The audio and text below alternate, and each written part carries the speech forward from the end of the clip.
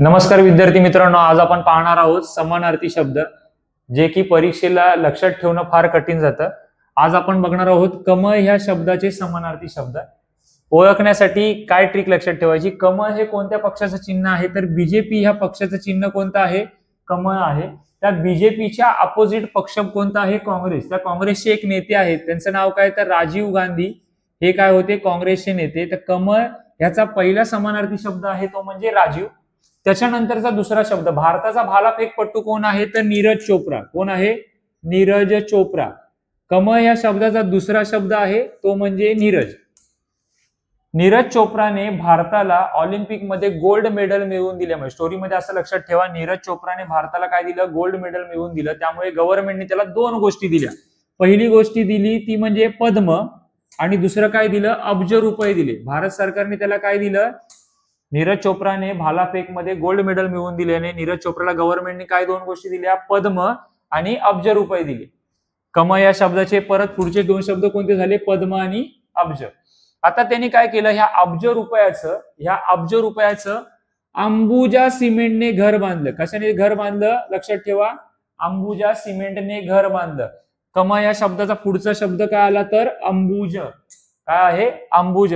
त्या अंबुजा सिमेंटने घर बांधल्यामुळे त्याची नीरज चोप्राची आई नलिनी, बहीण सरोज आणि भाऊ पंकज हे तिघ काय झाले? खुश झाले. कमळ या शब्दाचे समानार्थी शब्द कोणते कोणते आहेत? राजीव, नीरज, पद्म, अब्ज, अंबुज, नलिनी, सरोज आणि पंकज. परत एकदा स्टोरी सांगतो तुम्हाला. कमळ हे ज्या पक्षाचं चिन्ह आहे, कोणत्या पक्षाचं? तर बीजेपी. त्याच्या अपोजिट पक्ष जो आहे काँग्रेस, त्याचे मोठे नेते राजीव गांधी. त्यातला कमळ या शब्दाचा पहिला शब्द आहे राजीव. त्यानंतरचा दुसरा आहे भारताचा भालाफेकपटू कोण? नीरज चोप्रा. त्या नीरज चोप्राने भारताला गोल्ड मेडल मिळवून दिल्यामुळे गव्हर्नमेंटने त्याला दोन गोष्टी दिल्या. कोणत्या गोष्टी दिल्या? पद्म आणि अब्ज रुपये दिले. त्या अब्ज रुपयाचं त्यांनी काय बांधलं? तर अंबुजा सिमेंटचं घर बांधलं. शब्द आहे अंबुज. आपण लक्षात काय ठेवायचं? अंबुजा सिमेंटने घर बांधलं. ते घर बांधल्यामुळे त्या नीरज चोप्राची आई नलिनी, बहीण सरोज आणि भाऊ पंकज हे काय झाले? खुश झाले. हे आहेत कमळ या शब्दाचे समानार्थी शब्द. म्हणजेच कमळ या शब्दाचे समानार्थी शब्द काय काय आहेत? कमळ या शब्दाचे समानार्थी शब्द राजीव, दुसरा नीरज,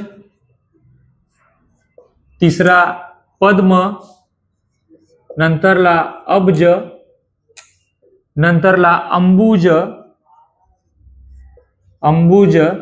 नंतरला नलिनी,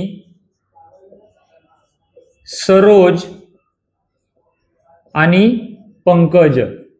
हे आहेत तुमचे कमळ या शब्दाचे समानार्थी शब्द. व्हिडिओ आवडल्यास व्हिडिओला लाईक करा, कमेंट करा, शेअर करा आणि सबस्क्राईब करून बेल आयकॉनला क्लिक करा, कारण असेच नवनवीन व्हिडिओ तुमच्यापर्यंत पोहोचण्यासाठी.